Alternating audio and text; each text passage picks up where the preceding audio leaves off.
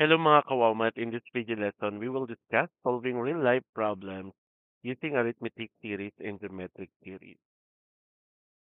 So first, balikan natin yung formula na na-discuss natin on how to find the sum of arithmetic series. So we will use this formula S sub n is equal to n over 2 multiplied to the quantity of a sub 1 plus a sub n kapag given yung first and last term. At gagamitin naman natin itong formula na to, S sub n is equal to n over 2 times 2 times a sub 1 plus the quantity of n minus 1 times d. So, gagamitin natin yan kapag given ang first term and the common difference. For geometric series, gagamitin natin yung formula nito for finite geometric series. If your r is not equal to 1 and your r should be greater than 1, no?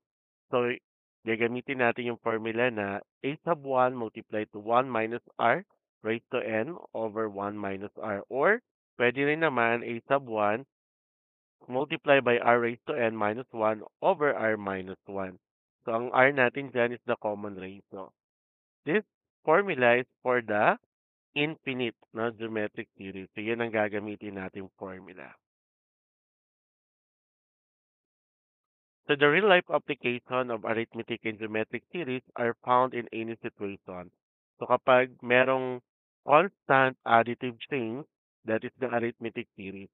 The type of series na gagamitin natin sa problem is arithmetic. At kapag may constant multiplicative chains, that is geometric series. So here's the example, no? AI generated po yung pictures natin. Kapag kinukuha natin, no, yung sum and then may common difference, may additive thing, so that is arithmetic series. So, kagaya nilang, kinukompute natin yung kahit total distance, okay, yung pag-bounce ng ball, so that is geometric. Okay, so we will solve the following problem. So, let's start with the application of arithmetic series. So, this is about saving challenge. So Maria, a college student in Manila, decides to start a savings plan. She saved 50 pesos on the first week, 60 pesos on the second week, 70 pesos on the third week, so and so on. If she continues this pattern, how much total money will she have saved after 1 year, or that is 52 weeks? So we will interpret first, no, and get the given. So yung first term natin, that is the first week, no, na-save niya. So, yung A sub 1 natin ay 50 pesos. The common difference, since yung na-save niya for the second week is 60 pesos, minus lang natin yung sa 50. So, ang common difference natin ay 10 pesos. So, the number of terms o yung hinahanap natin, so the sum of 52 weeks or that is 1 year. So, yung N natin ay 52. So, yung goal natin is to find the total sum. Since given natin ano ang mga nandyan. So, nandyan yung first term and yung common difference. So, yung gagamitin natin formula ay ganyan. No? Yan yung gagamitin natin formula kapag given ang first term and the common difference. So, ano lang gagawin nyo? Isa-substitute nyo lang yung mga given natin, yung mga given values natin sa formula. So, S sub 52 is equal to yung N, papalitan lang natin ng 52 over 2. So, that is 52 over 2. So, 2 times 50. Unahin muna natin ito sa loob ng bracket. So, plus 52 minus 1 times 10. So, this is, yung n natin is 52. So, using your calculator, pwede naman no i-direct sa calculator. Kindly check our answer. So, the answer is 15,860. So, kapag mano-mano, so unahin nyo muna ito na sa loob ng bracket. So, unahin nyo muna to 51. 52 minus 1 is 51 times 10. So, 510. 2 times 50. So, that is 100 plus yung 510 doon. And then, i-add sila. Tapos, 52 divide 2 is 26. So, 26 times yung sum dito sa loob. So, ang sagot natin ay 15,860. So, ibig sabihin, Maria will save a total of 15,860 pesos after 1 year. Next, it's about tricycle fare increase.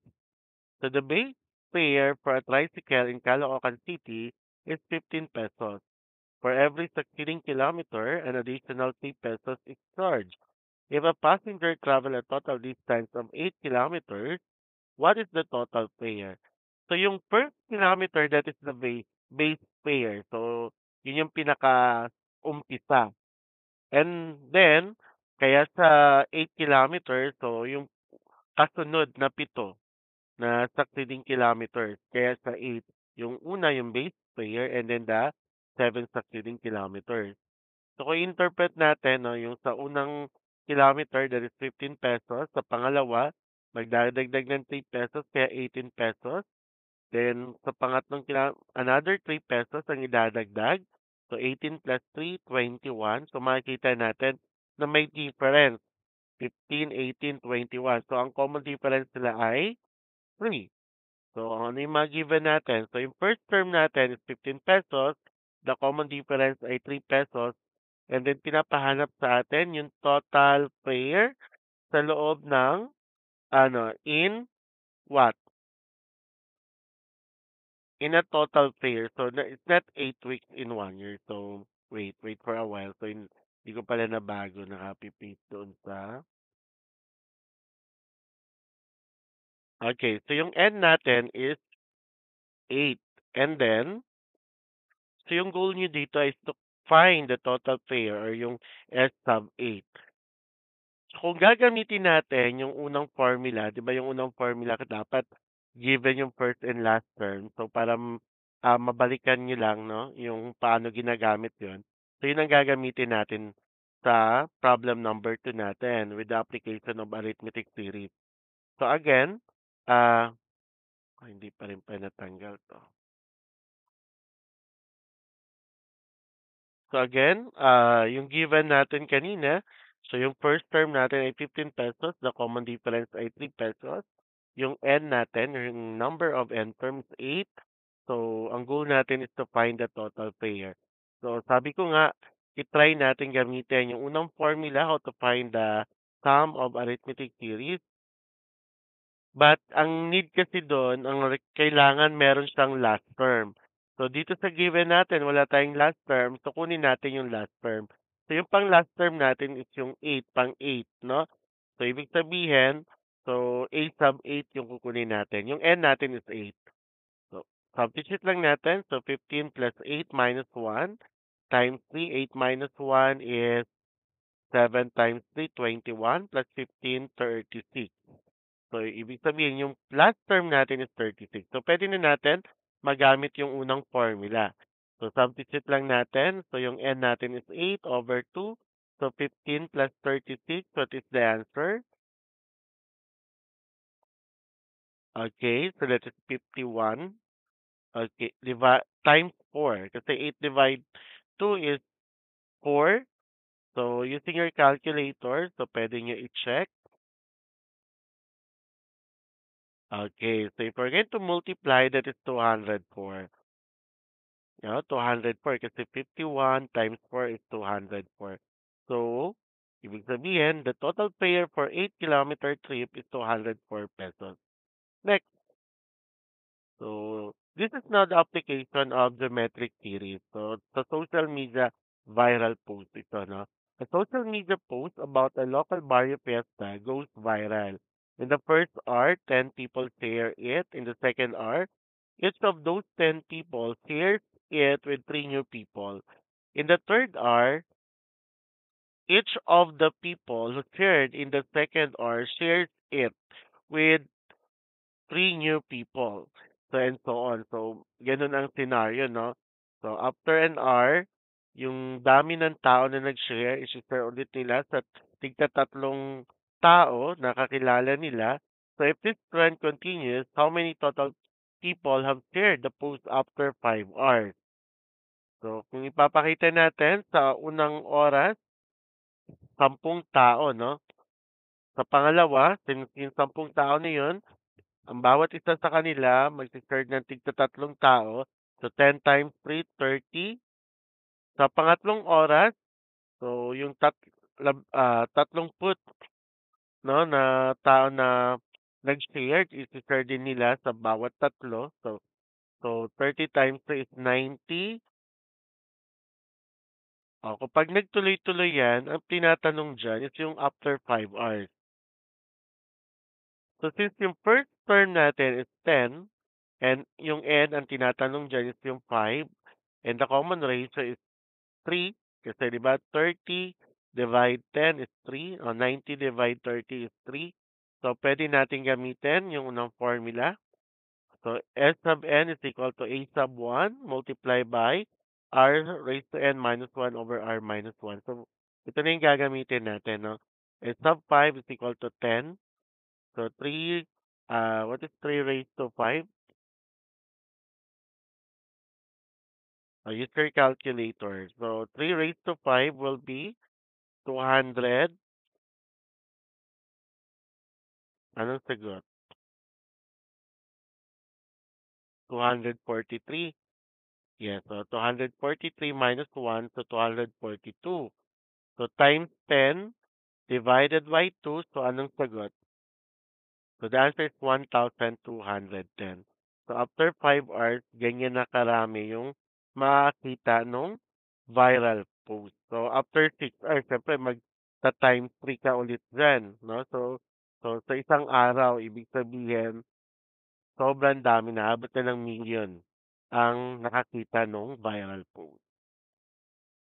Another application for geometric series about growth. So a ball is dropped from a height of 10 feet. So it bounce.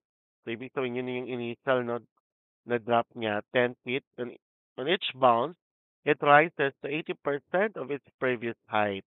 So what is the total vertical distance the ball travels before coming to rest? So yung pictures niyo nakita kanina, no? Parang ganun siya. So the total distance is the initial drop plus the sum of all upward and downward distances travel after the drop. So kukunin natin yung sum of all upward and downward distances. Kasi meron tayong initial drop is yung 10 feet. So idadagdag na lang natin yan sa compute natin doon sa sum of all upward and downward distances. So yan yung initial drop. So yung ratio natin dito is 80% or 0.8. So ang scenario, diba, after the first bounce is 10 feet. So first bounce height, 10 times 0.8 is the common ratio, that is 8 feet. So mula sa 8 feet, multiply ulit sa 0.8, so 6.4 feet. And then from 6.4, multiply sa 0.8, that's 5.12. So pag tinuloy-tuloy natin yan, no, pag tinuloy-tuloy natin, so makikita natin na yung common ratio natin is less than 1. So each bounce includes going up and coming back. So, ang ano natin dyan, formula, imumultiply natin yung makukuha nating sum sa 2. Kasi dalawa yun eh. Pag-angat at pagbaba ng bola, so times 2. So, kunin natin yung sum gamit yung formula ng infinite. So, this is infinite kasi yung common ratio natin 0.8. So, less than 1. So, yun ang gagamitin natin formula. Ito yon, A sub 1 over 1 minus R. So, 8 divided by 1 minus 0, 1.8. So, ito yung makukuha nyo, 40. So, ito pala yung sum ng bounce height. Ngayon, since pag-angat lang yan, yung pagbaba. So, kailangan natin i-multiply by 2. So, ibig sabihin, yung sum of all upward and downward distances traveled after the drop is 80. Tapos, idadagdag natin yung 10, yung initial drop na 10 feet. So, ang total niya, total distance niya is 90 feet. Okay, for practice exercises, so the first term of arithmetic series is 4 and the common difference is 5. What is the sum of the first 10 terms? A, 255, B, 265, C, 275, D, 285. Okay, the correct answer is 265. Next, find the fifth term of the geometric sequence 3, negative 6, 12. Okay, what is the fifth term? A, negative 24, B, 48, C, negative 48, D, 96. So the correct answer is positive 48. Next, calculate the sum of the first six terms of the geometric series where a sub 1 is equal to 5 and r, or the common ratio, is 2. Letter A, 155, B, 315, C, 320, D, 630. So the correct answer is letter B, 315. Next, what is the sum of the infinite geometric series 18 plus 6 plus 2 plus 2 third plus to the infinity? Kasi ano to, infinite. So we will use the formula, yung palang formula for geometric series. So letter A, 27, B, 30, C, 36, D, 40. So sum, no? Sum ang tinatanong. So the answer is letter A, 27. Last question. A company's profit increases by 100,000 pesos each year. If the profit in the first year was 500,000 pesos, what is the total profit for the company after 5 years? Letter A, 1,500,000 pesos. B, 3 million pesos. C, 3,500,000 pesos. And D, 4 million pesos. So what is the answer? The correct answer is letter C. Okay.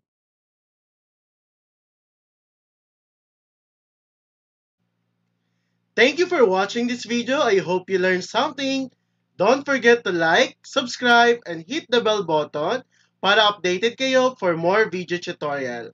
This is your guide in learning your math lesson, your Wow Math channel.